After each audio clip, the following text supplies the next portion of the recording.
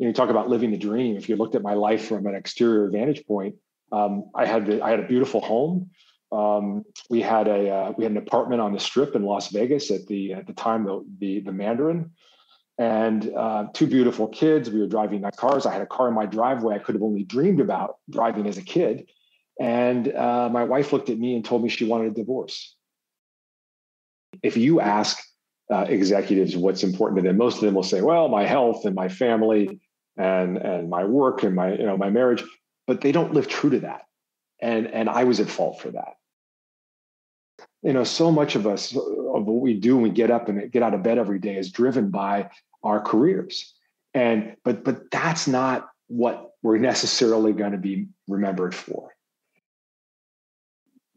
And I could tell you stories of so many men who are waking up in their 70s and 80s with a lot of money in their bank account, but terribly insecure and alone. And if you assess your life in that context today, where you have a chance to fix it, that is power. That's a bit of the story that will unfold in today's episode. So let's go.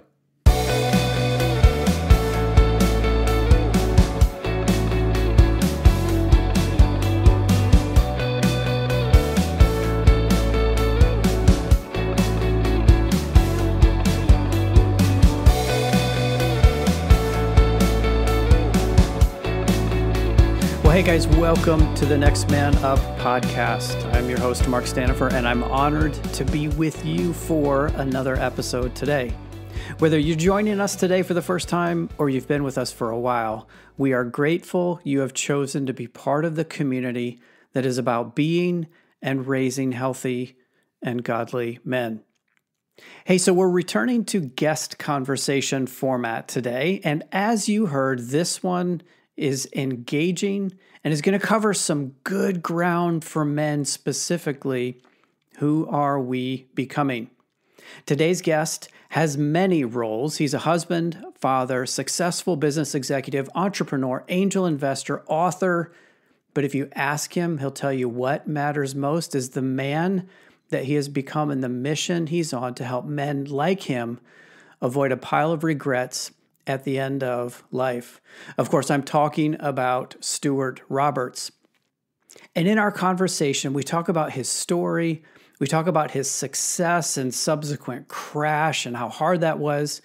We get into his turnaround and how today he's helping men avoid what he went through. Guys, this is a good conversation. There's relevant wisdom here, even if your roles are different, if your station in life is different, if your story is different, there's still wisdom here because who you are becoming matters. And Stewart's story and work is just another reminder of just how true this is. Okay, that's enough from me. Let's get to Stewart himself, his story, his transformation, and how that can help you to be a better man and husband and father, and in all your roles to be better.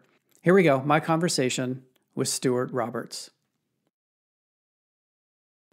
Well, Stewart, welcome to the show today. It's an honor to get to talk to you. I'm looking forward to working through your story. I'm excited to share your story and what you're doing with the audience today. So welcome, and thanks for joining us.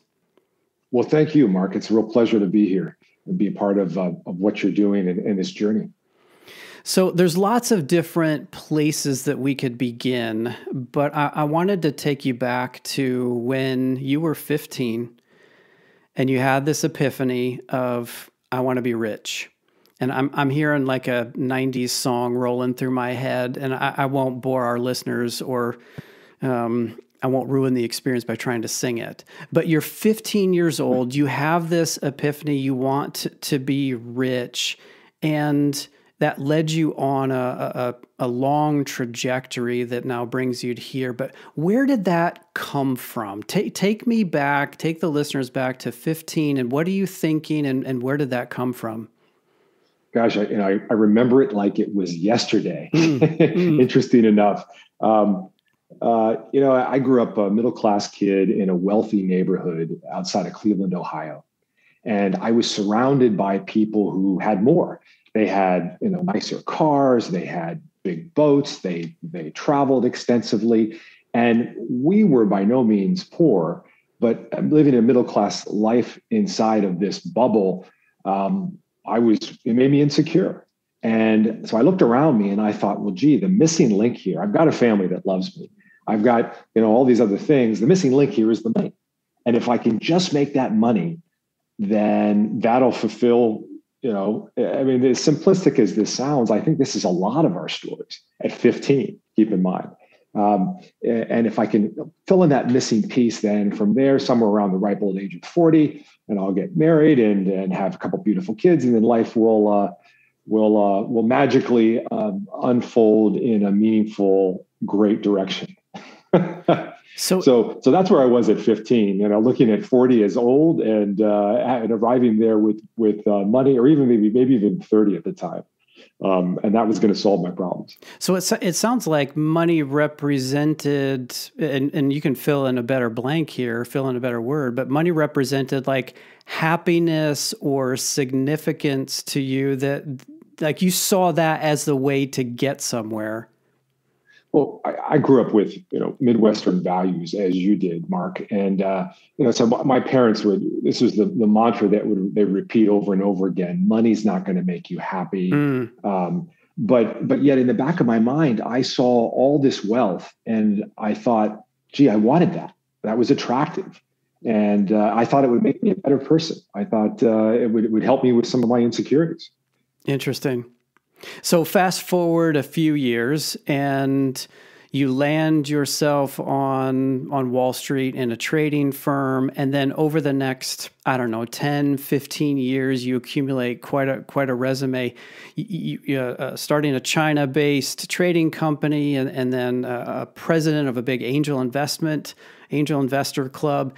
Like, dude, you were living the dream in air quotes. If the listeners could see me, I'm doing the air quotes. You were living the dream. What was that like for you? It was a lot of hard work involved. I mean, I was in high school. I wasn't social. I was very focused, and I got great grades. My junior and senior year, went to a pretty good school, and then found myself in my mid-20s on the international equity trading desk at Morgan Stanley in New York. And this was a coveted position. I was supposedly lucky. I was working 70, 80-hour weeks. I had no life. I remember I'd ask a girl out on a date, and invariably I'd have to cancel it because I was working late. And then after a while, I couldn't get dates. And remember I had a Japanese girlfriend because she was really the only one that would put up with my ridiculous schedule. But I would wake up Saturday morning and I didn't have any friends. And I thought, how come I'm in an interesting, reasonably attractive man? How come I'm not dating more? I don't have more contacts with friends. I didn't have a life because I didn't invest in myself. So it took me a while to know, and much of this I learned the hard way. So but I looked around me on this trading desk in New York, and I saw all these men in their 40s and even in their 50s, and so many of them were making the money, but they were terribly unhappy. Mm-hmm. And after after your money can buy you a big house in Westchester, north of the city, and you put your wife and your two kids or whatever in it, the money is not as important. And certainly the additional is not as important. What's important is you're being present, you being around, you being there. And I saw this and it disturbed me. And I realized that that's not the life that I wanted. So I finished up the year, took my bonus, and I did a somewhat of a radical thing. I decided I was going to move to China. And I didn't really know anyone. I think at the time, if I look back on it, I had a lot of reasons why, but I was escaping. I was escaping my life. It was a turning point for me. It wasn't materializing along the way that I wanted it to. And so I left for Shanghai and spent 2 years living in Shanghai. And then from that, I developed relationships and we started a trading company after business school. Ran that. The timing was excellent. All these companies from around the world wanted to develop and build and bring things in from China, whether it be in Australia, and we had clients in Sydney, we had clients in Los Angeles, Chicago. So the timing was great, and we ran that for about 8 years and sold that for a small exit. And then I got involved in angel investing in Southern California.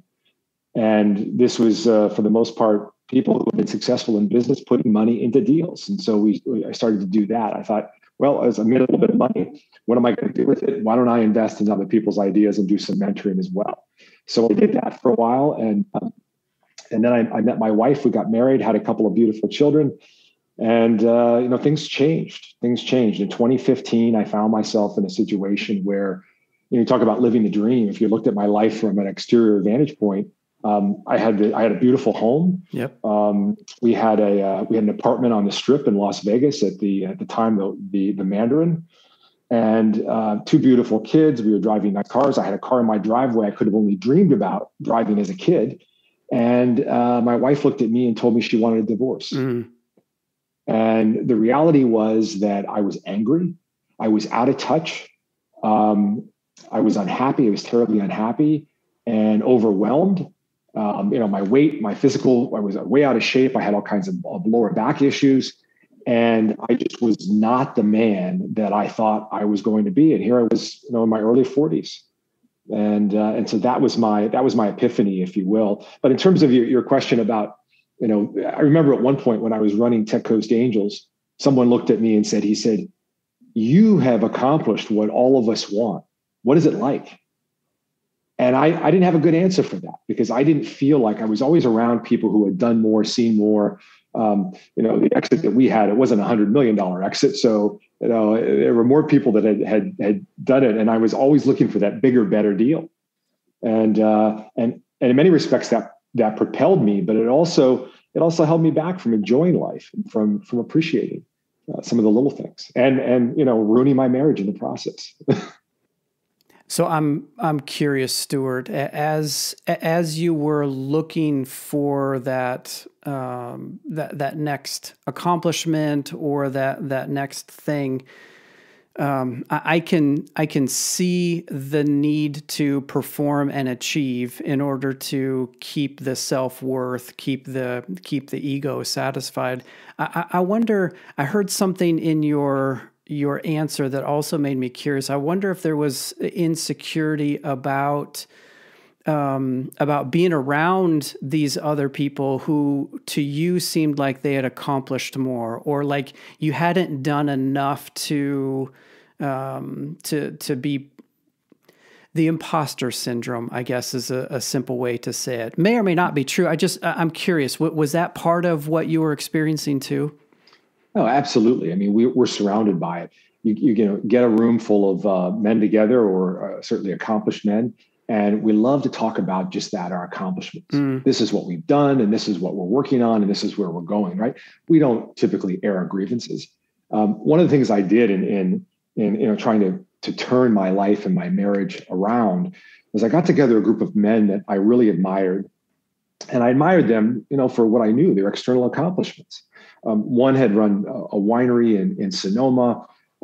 Another was a tech entrepreneur. Another was a Fortune 50 CEO or former CEO, now chairman. But all of these men, they all had their skeletons, if you will, that things that didn't come out until you got to know them. And it was a beautiful thing to build these relationships and then find out that, gee, they're not perfect as well. Mm. And they're dealing with these issues and it very gratifying process to know, oh my gosh, here's some people that the world holds up in high esteem in terms of accomplishment, and yet they've failed miserably in other parts of their life. And to receive that message from some of these men who were in their 60s when I was in my 40s was a blessing for sure. And finding God again in that picture and purpose and fulfillment. So I want to come back to the spiritual piece of this in a bit, but you set the table with you're in this angel investor club and you've got this resume behind you, and yet it wasn't enough for various reasons. It wasn't enough. You weren't feeling like it had given you what you wanted. And then your wife says, I'm done, and things really start to unravel. What happened What happened from there? Like take me through the process of that turnaround and how it began. Well, it began with, I was in complete denial, Mark. I'll never forget, I was driving my kids. We had two toddlers at home in those years, and I was driving them to school. And on the way, my first grader screamed the entire way to school. And I'll never forget this. Just recalling this is emotional for me. But I remember dropping her off, and I literally opened the door, and an administrator of the school, almost physically removed her from the car.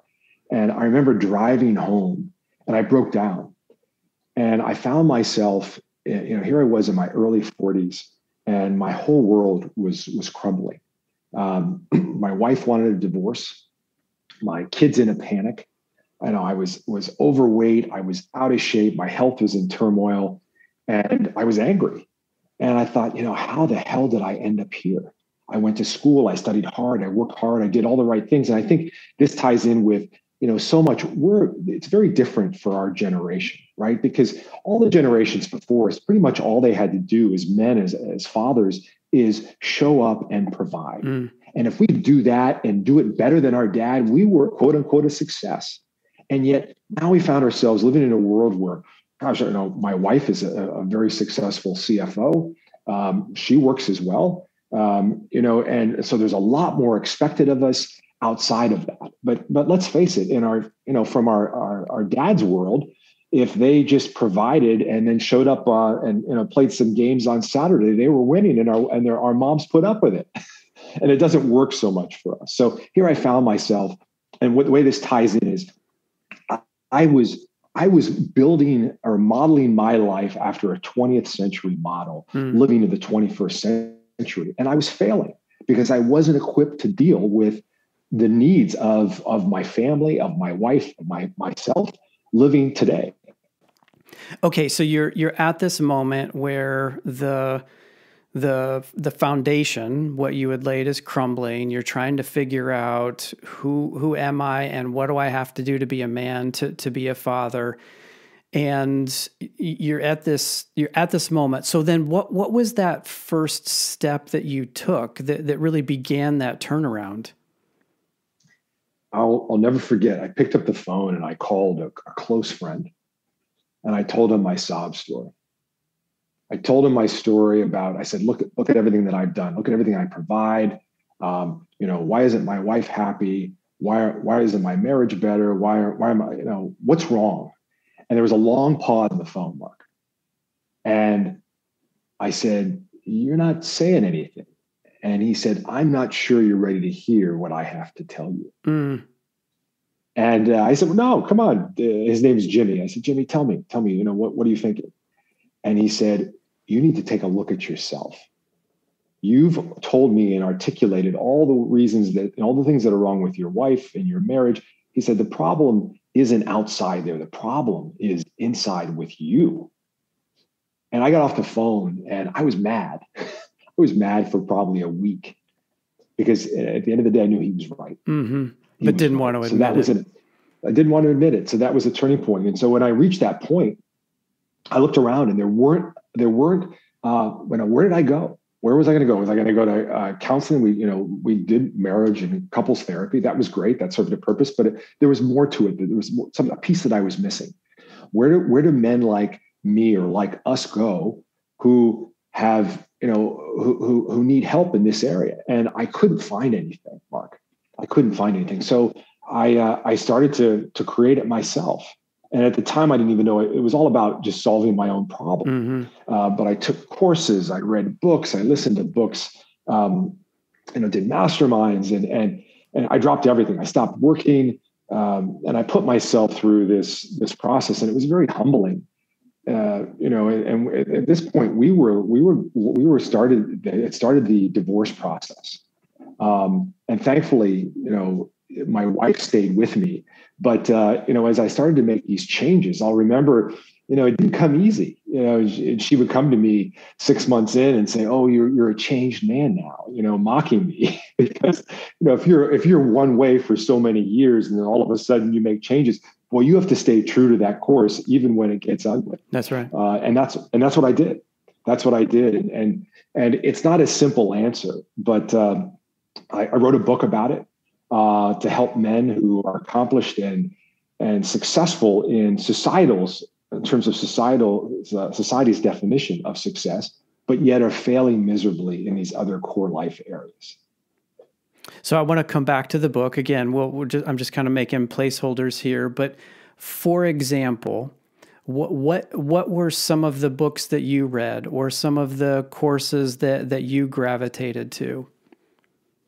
Well, there were courses on marriage. There were courses on infidelity, books on infidelity. There were I read books about Stephen Covey was instrumental in my changes. There was a book that he wrote in the 80s, which probably many of your listeners remember. It's called 7 Habits of Highly Successful People. Mm-hmm. And I'll never forget buying it when I was a kid, because I thought it was something I needed to own. And then I promptly put it on a bookshelf and forgot it for 20 years. But gosh, I went through that. Listen, I used to listen to his voice on my Audible cast. He's deceased now, but his audiobook version is wonderful. And when the shit was hitting the fan, so to speak, I'd put that on and just tune out the world and listen to his voice of reason. And that helped me tremendously. Eckhart Tolle, I started meditating. I started getting in shape. I mean, it was just, again, there's not a simple answer here. There's a lot that went into this, but I approached it from, I realized how, I had been successful in certain areas, how stupid and uneducated I was in other areas. And so it was all about acquiring that knowledge. Yeah, it sounds a bit like it was a desperate, like 100% all in effort. I've got to do something. Like you entered into your own intervention and put everything else aside to begin to, what I'm hearing, heal relationally, heal physically, heal emotionally and mentally. You can fill in the blanks here, but that's kind of what I'm hearing. Like this desperate, almost a Hail Mary. Like I have to do something, or else nothing's going to work.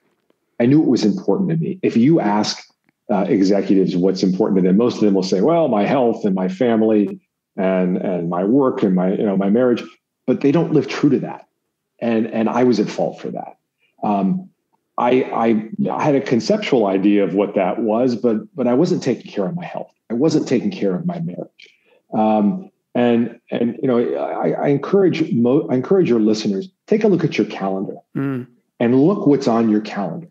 Is it all business related commitments, or do you have dates with your wife on your calendar?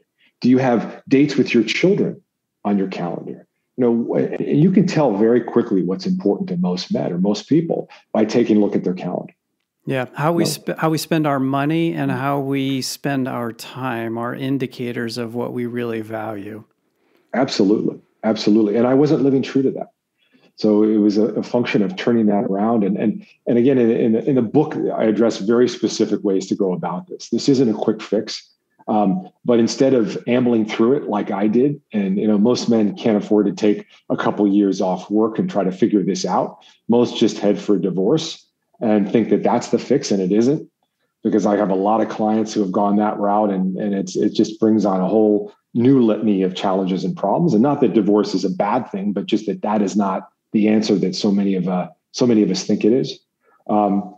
And so, to have figured this out and gone on my humble journey and I present it to other men as an opportunity to truncate their learning curve and to get back up and move forward in a thoughtful direction with purpose.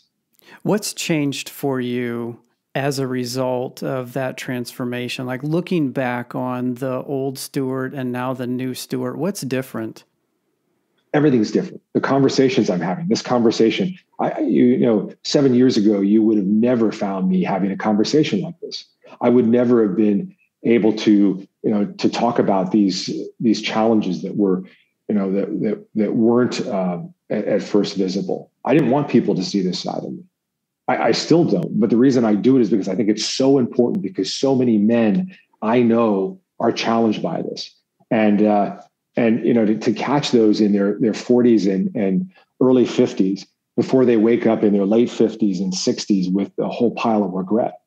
And that's, to me, that's my mission, Mark. I want to save men from a pile of regret, in older age, that, and a hole that money can't fill. Mm. Take me back. I want to come back to the spiritual thing. Take me back to the waiting room in the hospital. I don't remember how many years ago it was for you when you had that moment, that turning point for you spiritually. Yeah, the year was 2000. And it was interesting. My father had retired, and they had they'd gone to South Carolina to run a school, a home of young boys whose parents were ill-equipped to deal with them because of drugs and alcohol abuse. And so they had committed, this is sort of their mission, if you will. I was raised a Christian Episcopalian. And so I went to visit them on a weekend with my girlfriend. I flew down from Boston. I was in school at the time, and spent a weekend. And Friday night, my dad made a dinner, veal scallopini. I'll never forget the meal. And after dinner, my mom comes to me and says, your dad's not feeling so well. I think we need to go to the hospital. And I said, okay, but Dad won't go. You have to help me. And so I don't know what propelled me. I just, I said, okay, let's do it, and convinced my dad to go to the hospital. And after 3 hours in the waiting room, we finally got in to see a doctor. This was in a small town in South Carolina, and outside of Greenville, about an hour. And got in to see a doctor. And I'll never forget, my mom and I were ushered to a smaller waiting room, and we were sleeping. And the surgeon woke us up about 3:15 in that morning. And he said, I have, some news for you. He said, your father's very sick. He has pancreatitis, which is basically the pancreas is consuming itself. And we're going to operate, but brace yourself because it doesn't look good. And so, all this is going through your mind. You got these emotions of anger and fear, and how could this happen? And the first thing my mom did was she got on her knees and started praying. And, I was raised a Christian, but, you go to the Ivy League schools on the East Coast, and, religion is more of an opiate for the masses. And religion is great, Christianity great, but I hadn't really felt a need for it, a sense of it. But boy, was there ever a need. And I got down next to my mom, and we started praying together. And by the grace of God, my dad woke up a few hours later. He made it through the surgery, and he's still alive today. Just had his 86th birthday. And talk about a turning point. I remember making a promise to God at that time. And my promise was, which is probably pretty typical for most desperate people like the situation I was in. But the promise was, God, if you save my father, I will basically find you again, and I'll be a better Christian. And he saved my dad. I mean, my dad wasn't supposed to live. Anyway, 20 some years later, he's still alive. And I think about this whole life that he's led. In fact, we just did a trip with them, a cruise, over the Thanksgiving holiday a few months ago. And, we talked about this. My dad has literally had this new chapter in life. He's seen all his grandchildren. He's seen, everyone grow up, and many of them go to college, and it's just been such a blessing that he's still with us. And we're just so thankful and so grateful. So that was very, very pivotal for me at that time. But then, my walk with God, I think, as many men or many people, has ebbed and flowed. And here again, I found myself in 2015, and I wasn't turning to God for answers, and was taking it upon my own shoulders to think I could do it all and handle it all, and I couldn't. And I was reminded again in a very humble way. So how since 2015, how has that promise that you made back in 2000 played out of coming back to God? Well, it's a cornerstone of how I live my life today, and it keeps me humble. It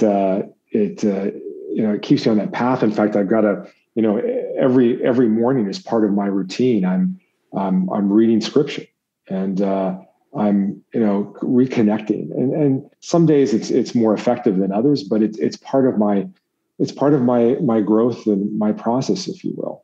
And it's just changed my life in ways you can't even imagine. And I'm very thankful for that. So you have this intervention. I think I heard you say it was a couple of years of just doing the healing work, right? You didn't get there overnight. You don't fix it overnight for sure. And coming out on the backside of that, what happened then? Like, how did you get from there to where you are today and the work and the mission that you're about today? Well, a lot of pain, a lot of trial and error, and again, that's why I put together this book and this program, because I want to make it easy for men. I think it's so easy to fail. It would have been so easy to say, the problem was my wife. The problem was out there, it was external, and let me just get divorced and move on, and that'll fix everything.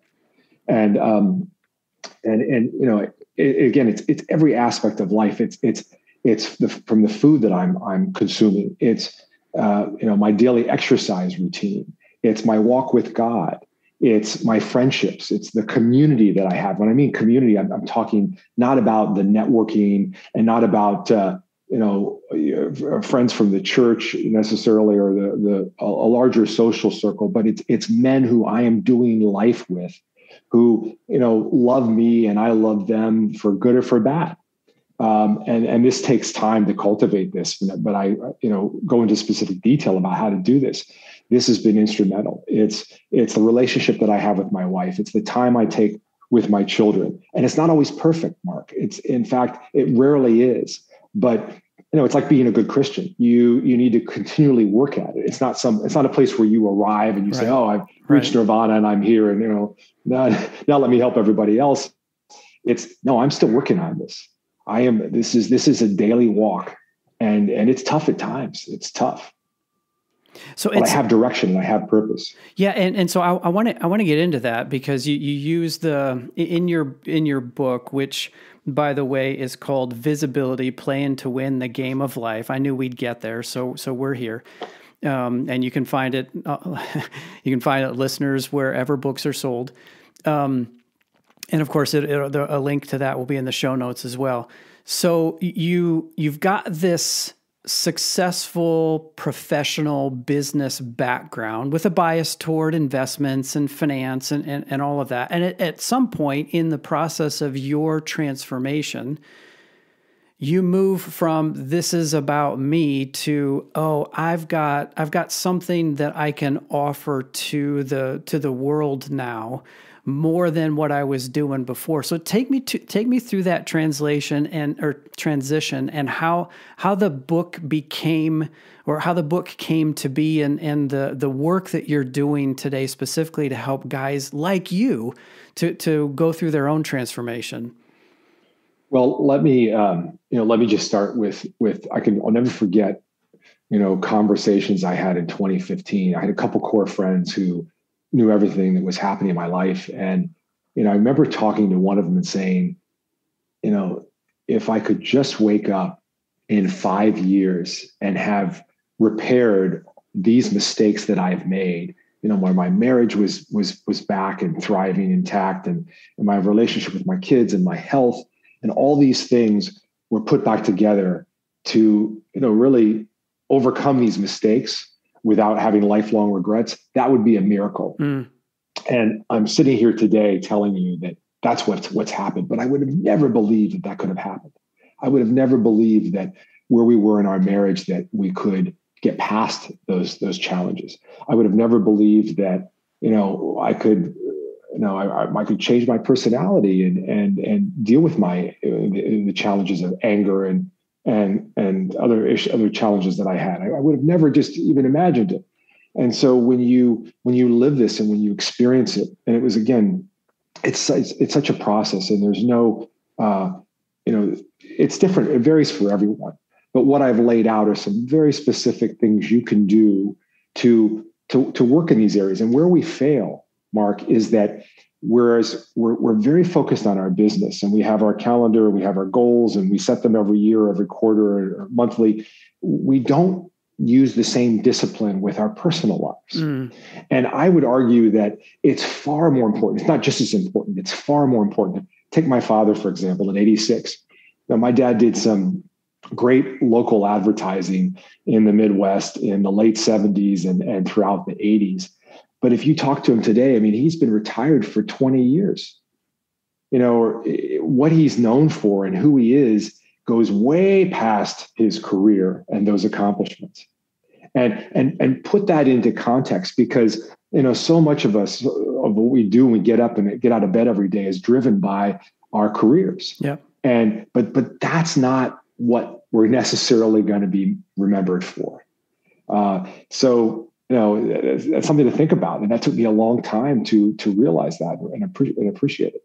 So, just curious, why do you think we are so focused as men on the work that we do as that as a way to define ourselves? I'll use the I word, the identity. Like, why are we so focused on what we do as representing our identity? It's cultural. It's our role as a father, as a husband, is all about providing. And this was defined by our parents and our grandparents and our great grandparents. And you look at your family lineage and where you've come, and it was very clear, and even if it wasn't stated or articulated this way, but my dad was grew up in a blue collar family in rural Michigan, and he was the first family member to go to college. And he moved from the working class to the upper middle class. And so he never had that sense of, I'm not accomplished. He was very accomplished the way he saw himself and viewed himself, but it was very much an external understanding of how society views us. And this is all exacerbated through social media, Facebook. Look at people's, highlight reels of what they're doing. Where are we traveling? Where are we going? What are we driving? And it's all just now today, it's front and center. And money, we're taught, is the key to this. Money is the key to fulfillment, to happiness, and all the things it can buy. And it's only until we reach a point where we've attained some of those things that we can fully appreciate that it doesn't mean anything. It doesn't mean anything. So in your plan, in your outline, the way you work with guys today, you acknowledge that the work we do is a piece of who we are and what we're to be about. But certainly you emphasize the other pieces. So take us through, using your acronym, take us through what those pieces are and why they matter. Okay, so the acronym is SHIFT, and S stands for self, H stands for health, I is something I call inner peace, which is essentially mental health and spiritual health. And then F is family and marriage. And finally, T is trade, which is essentially work.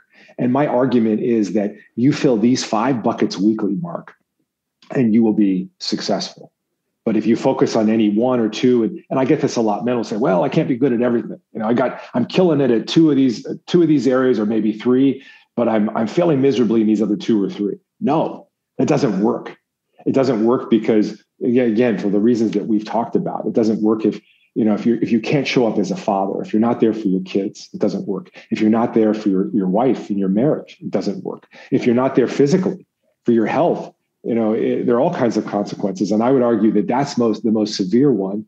It's so readily or easily overlooked, is that, so many of the men I see today are, 30, 50 pounds overweight, and it affects their energy level. It affects how they show up. They can't work a a full day, come home and jump on the trampoline with their kids for 30 minutes, and then make love to their wife because they don't have the energy. Yeah. And let that be a benchmark. I mean, can you do that?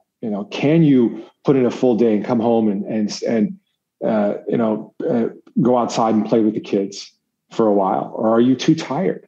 And I have clients who tell me this, who work for Fortune 100, Fortune 50 companies, and they're senior executives. And they say, my biggest concern is I don't have the energy. Well, that stems from diet. And I hate that word, but the food you're putting into your body and your exercise or lack thereof, and your ability to show up. So in all these other core areas. So please tell me that we don't have to look like Dwayne Johnson as the alternative or as a solution. Because I might as well just tap out right now if that's. Yeah, well, me as well at 6'2" and 180 pounds. That's not what I'm going for. There's I think it's not about being the model physique or 5% body fat. This is about, again, being able to show up in all areas of your life and having that energy to do so. So ask yourself, and the challenge today is that we're so inundated with processed food and just things that are unhealthy. You go to Costco and walk in the aisles, and there are so many foods that we just shouldn't be buying or consuming. And don't get me wrong, nothing against Costco. I love Costco, but there's so many temptations for us in terms of what am I going to do? Am I going to pick up this bag of chips, or is there a better alternative? And too many times when things aren't going well in our life, we look for food for comfort. And we console ourselves in unhealthy foods. We do the same thing with alcohol. Yeah. We do the same thing with drugs, prescription and otherwise. And these are ways that men in particular that I work with are trying to cope because they're struggling. I would also argue that when you're trying to keep up on the performance treadmill and you're working 40, 50, 60, more than that sometimes, like it's just convenient to grab something that's hot and ready and made to taste good. Regardless of what it's made from, it's certainly made to taste good. But I guess what I'm getting at, Stewart, is there's a ripple effect, right? If you're overemphasizing work and it's taking so much out of you, then you don't have the energy to eat better or to exercise or to invest in some of these other things. And so the weight in this case and other health negatives, they add up. Absolutely. And don't get me wrong. I mean, I'm a realist, right? We both, gone through that periods where our wives were pregnant, we had kids, and I'll never forget when the first kid arrived, I thought I was ready, right? I had help organized. We had hired an au pair, and she came to live in the house. And I was ready. I had this figured out, Mark. Right? I was that naive and that stupid. I have my own version of that, by the way. I get it. Right. And the first child arrives, and I remember coming home from work, and I get home early. I get home like 5, 6 o'clock, and my wife was just shot. Right? She'd want to go to bed. The au pair was done for the day, and because she had been up since 4 or 5, and so I would make dinner and spend some time with my daughter, my firstborn, and put her down. And then here it was on a Wednesday night, and I'd find myself cleaning up the kitchen, and it's 9:30. I'm thinking, well, gee, I need some time for myself, right? So I'd head upstairs to the TV room, pour myself a double scotch, and turn on Breaking Bad, which was the series I was into at that time. Right. And one wasn't enough because you need to decompress. Right. Sure. So absolutely. I pour myself a second or a third scotch and turn on that second soda. Before I knew it was 11:30, close to 12. And I'm walking to bed. The snooze alarm would go off at 6:30, and I'd, sleep as late as possible. Then I'd be rushing to work, grab a cup of coffee for fuel and something, a sugary carb. And that's how I led my life. And then I was crashing at 3 p.m. and just feeding unhealthy foods, just and I thought, well, I don't have time to exercise. I don't have time to do this. But the reality was I was shortchanging myself because I wasn't exercising, because I wasn't taking care of and putting the right foods in my body. I was tired. I was crashing. I was angry. It had a ripple effect. Yeah. But change is hard, right? Like let's just call it what it is. Change is hard. And what you're talking about, this type of transformation, requires doing hard things, which that's a theme on this show. Whether we always get it right or not is secondary, but the theme is doing hard things. What you're asking of guys is to do something hard. And in fact, probably a number of hard things, especially in the areas, whether it's self or whether it's help or health or inner peace, right? In those areas that have been underinvested, underfunded, so to speak, you're asking them to do hard things. So true. But I would argue that what comes from, the greatest satisfaction we experience in life comes from doing hard things. And look back at the decisions that you've made that you now think, oh, I'm so glad I did that. Was that easy? I would argue no. In whatever area of life. And that's, one of my mantras is push yourself to do hard things, because the rewards that come from that are so significant, so profound that it transforms you into that better person that we can all be. So let's start with that. So, the hard things that I started that, in a very rudimentary, way, a morning routine. Okay, you've all heard about this, and people might say, "Oh yeah, I've heard about the morning routine," but this is transformational. It was transformational for me, right? And it starts with getting up earlier. Now, this doesn't mean shortchanging yourself on sleep. It means you get to bed earlier, right? Instead of watching TV that second series until 11 or 11:30. No, I'm in bed. My wife and I are usually in bed about 10, and we're asleep at 10:30, so that I can get up at 5:15. And, for men who say they don't have time, this is your time. That's my time from, 5:15 until 7. I get up and I do something called oil pulling, which is an ancient practice that pulls the bacteria out of your mouth. I meditate in the morning for 15 minutes, and then I head to the gym. And I'm usually doing usually in the morning, I'm usually doing some form of cardio just to wake up. But before, my mantra is earn your breakfast. So before the kids get up, before breakfast is served, I've already burned 500 to 700 calories. And I'm back at the house. And now this isn't taking time away from my family, right? I'm carving out my time for myself. And I haven't yet looked at email. I don't open my phone, look at email. This is my time. I'm focused on my health and my mental health, my physical health. And then I come back, and by 7 a.m., the kids are up, and I'm making them breakfast. And breakfast in my house consists of usually the girls want eggs, or we've got this waffle maker, and we'll make some waffles. And then I take them to school. And for those men who are outsourcing this to their wife or to a caregiver, I strongly encourage you to not do that, because when you drive your kids to school or you pick them up, this is when you find out about what's going on in their lives. And the same goes true for when you're putting them to bed at night. We still have kids under 10. So it's a great time to spend time in the evening and go down with them. But I'm someone who hates routine, Mark. I hate routine. But my morning is very structured. And so I go into the day, the workout's behind me. Now the girls get dropped off at 8 a.m. And some days I'll head back to the gym, and I'll do core or I'll do weights for 30 minutes. And then I'm back here, showered. I'll do a steam. I've got the steam regimen at the gym. I do cold showers and alternate that between a really hot steam room. But then I'm at my desk. It's a little bit after 9, and I've gotten all that out of the way.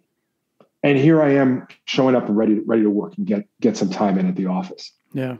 So, and I can't tell you enough how transformative that's been for me in structuring my morning, so that, again, it's filling these buckets, right? So I've already filled before I start my workday, I've already filled the health bucket, and I haven't even eaten yet. I do intermittent fasting. So I'll usually eat breakfast around 10 or 11 after a 16-hour fast. So a lot of good information in there. And I'm going to respond to one thing and then ask you another question. The respond is this. I'm becoming more and more convinced that your day starts the night before. And you alluded to it. And so I can imagine that there's a number of guys listening that are like, oh, there's no way I could do that. I'm not a morning person. I've got too much to do. Like excuse 1, excuse 2, excuse 3, queue up the other 100 excuses. But I wonder what you would recommend as like this is this is 5, 6, 7 years into this new regimen and discipline. For the guy that's just wanting to get started, what's a small step or two that they can take just to get going and build some momentum?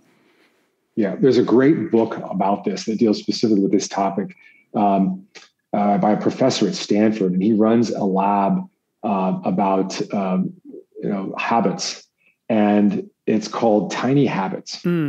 And he argues, and I fully believe this, it's very easy for me to show up and say, well, you need to do all these 10 things and you're going to be a new man. No, you have to start small. You have to start slow. And it does begin the night before. It begins with getting a good night's sleep. And this is, I'm not going to bed after my third scotch. I enjoy a glass of wine or two, but usually I'm drinking only on weekends. I don't drink during the week. So it's discipline, it's structure, it's getting a good night's sleep in. It's waking up so that you can show up for your family, for yourself, and for your health. It's being conscious about the little things. It's just start again by not shortchanging yourself of that hour of sleep so you can get up at 5:30 and be exhausted all day, but just go to bed half an hour earlier, and see if you can get up a half an hour early. And add that time, and don't pick up your phone and start emailing. Don't let your daily schedule or your work hijack your day. If you talk to some of the most successful people, whether they be presidents or former presidents, they'll tell you, or former CEOs, they'll tell you, I am very disciplined about my day. I have time in the morning that's to myself. It doesn't involve my family. It doesn't involve work. It's me and maybe God, but it's that. Just start small. Start small. You mentioned a little bit ago the mission is about helping men to not have regrets. Paint what's at stake here. If guys don't step up, what's at stake? Okay, what a great question. I've been dealing with this lately. One of my clients is very successful. He's taken a couple companies public, and found himself during COVID living in LA, living on the water in Marina Del Rey, driving a Ferrari, dating women 20 years younger than him. This is after a couple divorces, and really living on his own terms for the better part of a decade. Had decided that, he had gone through divorce twice and decided he was going to make radical change and basically live on his own terms, without any constraints, if you will. And for 10 years, he got away with it. But I would argue that it was he would argue too that it was empty, the purposeless, and he woke up in a situation early into COVID where he left LA because of things going on there. They were hit pretty hard early on. And he moved in with a friend of his childhood friend and his wife, a surgeon. And he had died from COVID. And when I caught up with him, he was essentially drinking himself to death in a hotel in southern Utah. And he needed help, needed radical help, and started working with him. And he was in complete denial of the situation. And fast forward, it's been a year and a half. He recently just got out of prison. He was in a terrible car accident. He trashed one of his cars, a $100,000 Tesla, almost killed 2 people.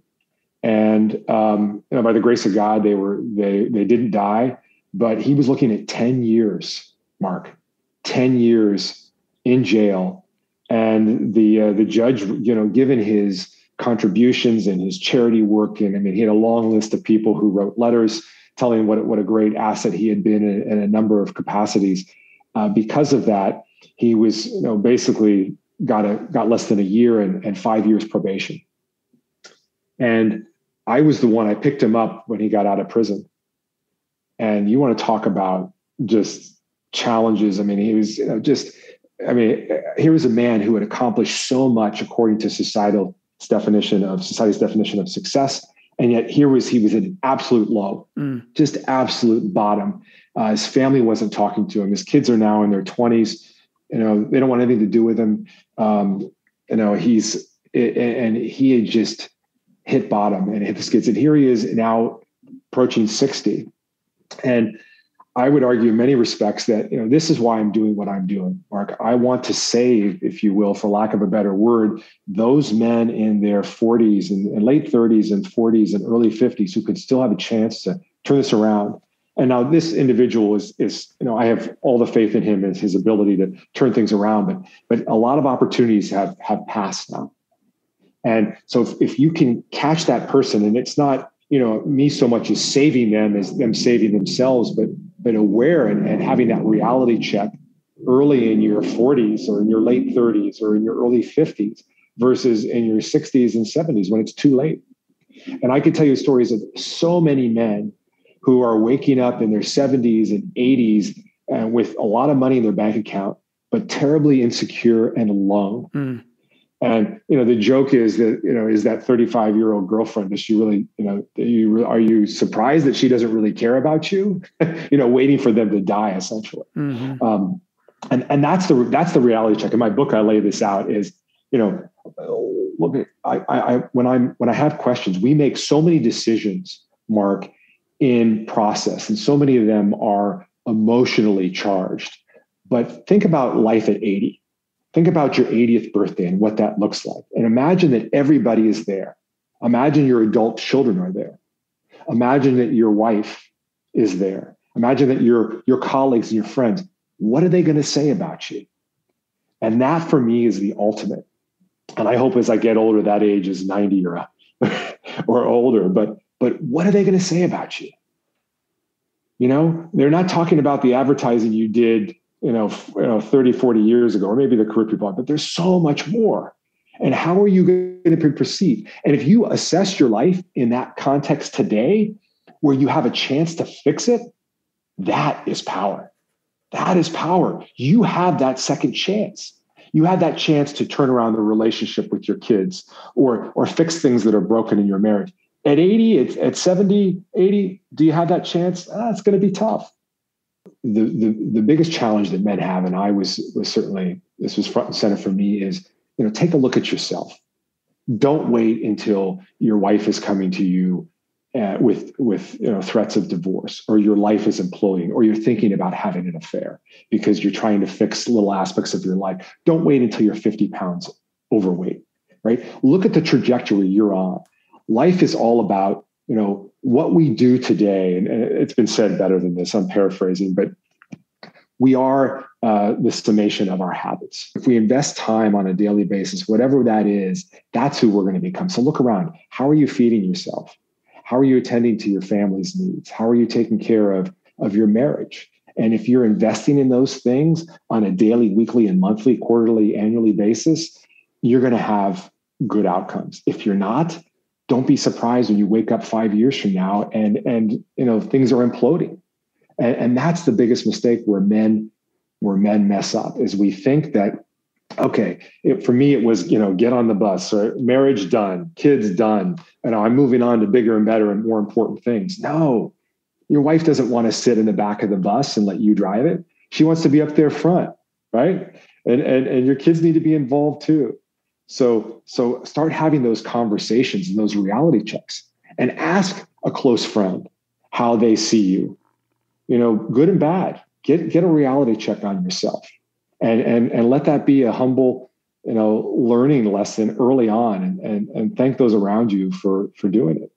If you don't want to hear the answer, that's probably a good indication that you really need that reality check, and to stare long and hard at the man in the mirror. and We all do. assess We all who need you that. become. Absolutely. Well, guys, the man here is Stewart Roberts. The website is stewartroberts.com. The book is called Visibility: Playing to Win the Game of Life. Stewart, it's been an honor to have you on the show. I appreciate your story, your courage to just put it out there, and the work that you're doing to intervene and bring some hope and some transformation to the lives of men. Likewise, Mark, very appreciative of this podcast and what you're doing to help provide direction for so many men who we all need it. I mean, who are we kidding? We need this. So thank you. Thank you and bless you. Okay, guys, just a quick recap before we wrap up today's episode. If you're struggling with what to do, if Stewart was speaking directly to you with his message, remember, find some things to do to start small. Think about that discipline routine change, whether that's the night before or in the morning, getting your quote unquote me time in before the rest of the day begins for everyone else. And then that courageous move, asking somebody to speak into your life and tell you the truth, especially if you don't want to hear it.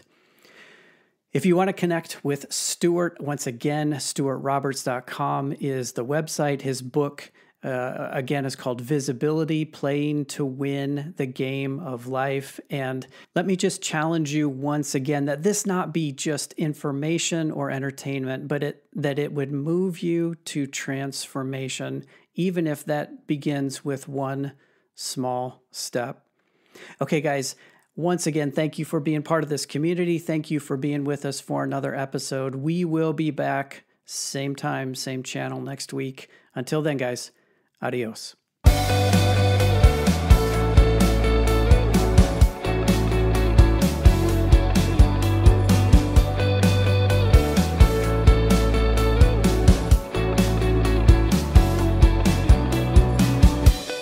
To send us your comments or questions, you can email us at feedback@thenextmanup.com. The theme music is by Jacob Stanifer at Jacob Stanifer Music, and this show is part of the NRT Podcast Network.